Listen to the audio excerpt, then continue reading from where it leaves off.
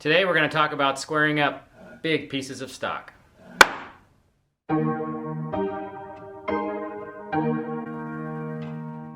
Normally when you're squaring up stock for a build, you can use a cambered iron and shift the iron back and forth on the edge of a board to square it to the face. But when you're doing something like building a workbench, both faces are wider than the iron of your plane. So you have to come up with a more systematic approach to taking off that material. So what I have here is a leg for a workbench, and I need to make sure that the two inside faces, which are my reference faces for all of my joinery, are perfectly square to one another before I start cutting mortises and holes for hardware. So what I'm going to do first is I'm going to read the grain on the wide face. And the wide face is important because if you think about squaring a panel, you would never try to square the wide face to the short face. You start with the wide face, make sure it's flat, then you square that narrow edge to the wide face. Same thing goes for a piece of stock like this. If you have one face that's any bit wider than the other, you want to assume that this is flat, and you can check it with winding sticks. But you want to assume that this is going to require less work. Just basically clean it up, make sure that it's out of wind. Then you start doing your squaring with the narrow face. So I'm going to take my plane, I'm going to true up this face, check it with my winding sticks, and then I'll come back and we'll talk about squaring the narrow face.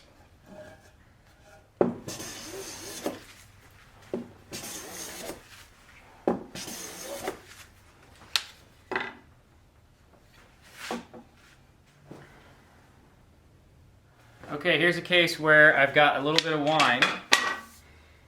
This corner and this corner are a little bit high. So I'm going to use actually the same technique we'll use later to try to make adjustments to that. So if you can imagine a plane running through the face of this board, the plane looks a little bit like this right now. It's curled up on the edges. So what I need to do is remove the same amount of material from this corner as I do from that corner. If this was a board that was, 2 inches wide, I could just take a few strokes from corner to corner and then a couple passes across the whole face to clean it back up again. But that's not going to work with this. So what I have to do is define some lanes and then work my way out from the center. So I'm going to divide this face up. So that symbolizes a pass from corner to corner. And then a couple more lanes on either side of that. So then when I go to take my passes, I'll take one pass right down the middle lane. So let's do it this way. Then I'll take another pass down the middle lane and a pass on either side. Then I'll take a third pass down the middle lane, a second pass on either side, and then a final pass out on the outer lanes. And that will remove more material in the higher sections than it does on the lower sections.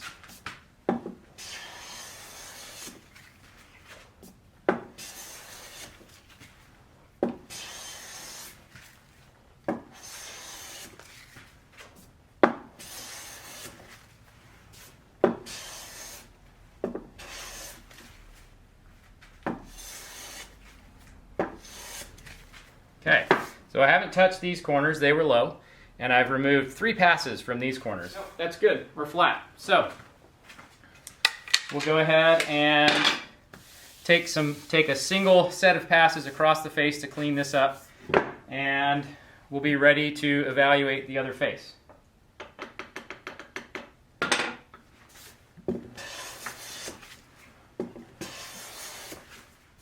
Okay, before I flip this board, I want to put a mark on here that tells me later on when I go to pick this board up and work with it that this is the reference face, and also a little extra bit of information, which way did I plane it.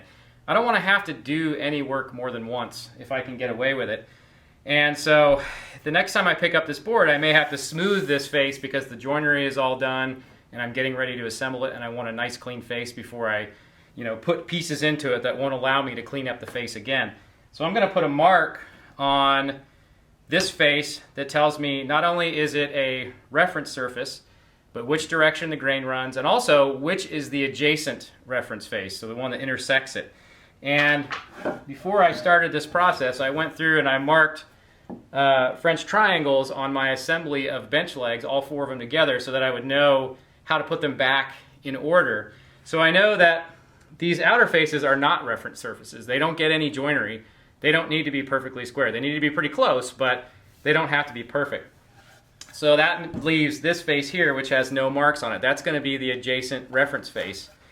And since I planed this way, and since this is the reference face, I'm going to run this mark off the edge on the side that is the adjacent reference face. So this mark just being here tells me it's a reference surface.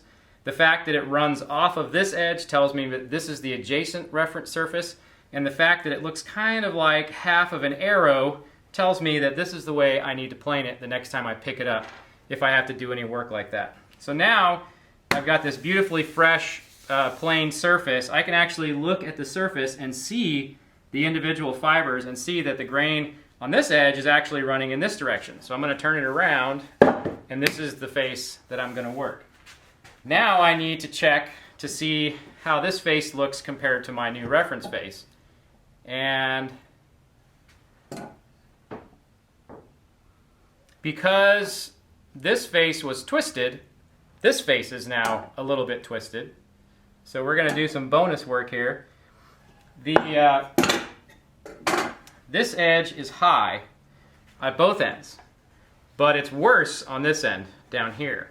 So that means I need to take more material off of this corner than I do off of the corner down here. So I'm kind of looking at a surface where, if you do this like a contour map, you've got this falling off right here. Maybe I'm doing that wrong. Probably more like this.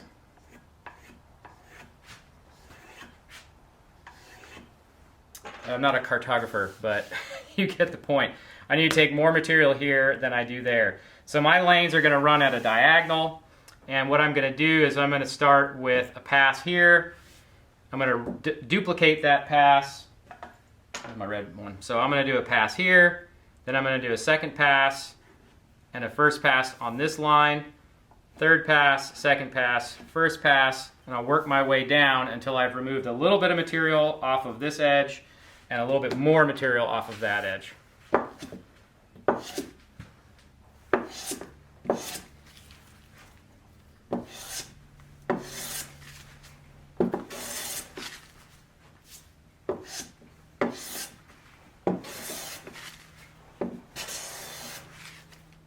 So you can see I haven't touched this section here all the way from this end to the other, and I took a little bit of material here and a lot of material there. So this end is square, square in the middle, square on the end. That looks pretty good. And now I'm just going to take an even set of passes as I work my way across the face so that I've got a nice hand planed surface to do all my layout on when I get ready to cut the joinery. And before I flip this board or put it in a stack, I need to put my mark on here. So again, this is my adjacent face, so I'm going to need to make the mark on this edge. Grain runs this way, so it's going to be a half an arrow that points this way. And I don't ever make that second mark. I just run a mark off the edge like this, and this is the center of the arrow. So what I'll do is I'll grab another board off the stack. I'll go through the whole process again without talking about it. You can kind of see it, but I will go ahead and lay out the passes that I'm going to make.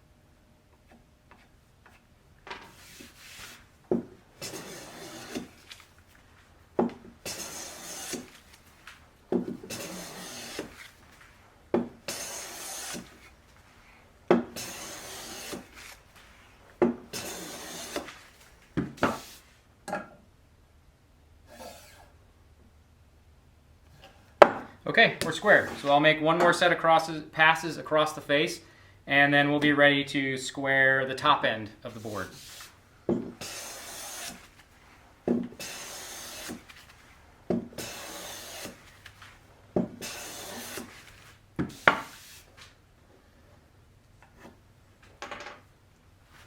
All right, now it's time to square up the top of the leg. And the reason that's important is all of my measurements for vertical locations come from this end.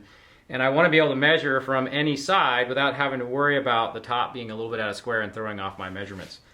I use a lot of jigs when I'm making these because I do them over and over again, and all of the jigs reference this edge. So it's really important that everything line up the same on every single leg. So I've put my leg in the vise with the two reference faces where I can see them. And now I'm going to use one of these two faces to check for square on this top edge. I'm seeing that this edge here is quite high. And then check this direction. The leg is flat to about here, and then it kind of drops off, and that probably has to do with how I was pulling on the chop saw when I cut the length of this leg. So what I'm going to do is probably try to just remove a little bit of material in this area and leave a little bit there. But you can't change both directions at once. That's kind of a recipe for disaster. So the first step is going to be pick a side, and I think since this face is square up until here, what I'll do is I'll take a couple of passes on this area in this direction and then check it again to see if I've brought this face down to the level of this edge. And before I do anything though, I want to chamfer all these edges to prevent blowout when I'm working that face. And it's a pretty good chamfer. The finished product will also have a chamfer on it, so I don't have to worry about, not having a crisp edge. If you need a crisp edge here, then you just want to clamp a backer block on here, so when you plane into that backer block, it's the thing that spelches and blows out on the back instead of the finished part. And in the case of these parts, I do need a crisp edge on the back face because I have a rail that meets here and they're flush on the top. So I've purposefully oriented the leg in a way that I won't want to plane back towards my body. So I don't have to worry about this edge. I can leave it sharp and come back and join that leg up later.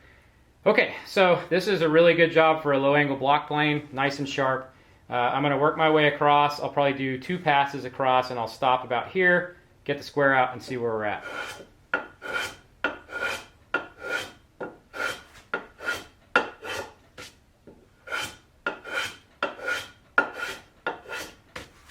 Okay, doesn't take much.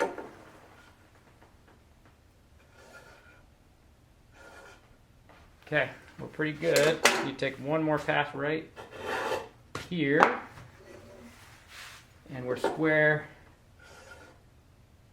Yeah, actually, I took a little too much, so just another pass. I've just done 1 pass. Okay, so we're good in that direction, and we're still high in this direction. So the method here is the same as with the wide face on the leg. We need to create a systematic way to remove more material on this end than we do on that end. But if we just do it haphazard, we may end up with a warp and a twist. So we're going to divide this up into lanes, about half the width of the plane blade. So 4, maybe 5. We'll take our first pass here. This will be the second pass and the third pass, 4th pass, 5th pass, and then we'll check it again. We won't touch this edge because we want to make sure that we don't do any more work than we have to.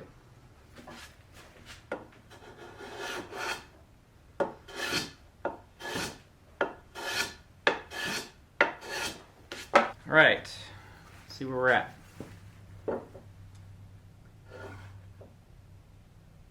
Okay, that just about did it. We're still a little high. So what I'm going to do is to take less material down. I don't want to do as drastic a removal in this second pass. I'm going to make where I had 3 lanes before, I'm going to make 2 lanes. So I'm going to basically draw a line. So these are my 2 lanes. So I'll do 1, 1, 2. And that'll be it, and we'll check it again. So I may have to take 2 passes side by side to get this width in a pass, but I don't want to overlap onto this area if I can avoid it. So that's the first set of passes.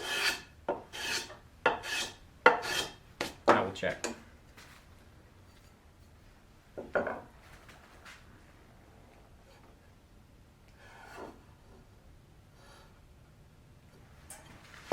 One more time through and we should have it.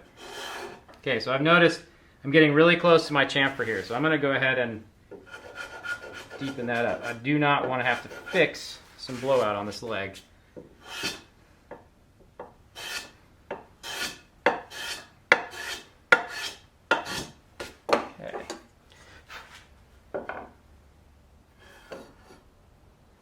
Okay, that does it. This leg is square and it's ready for joinery.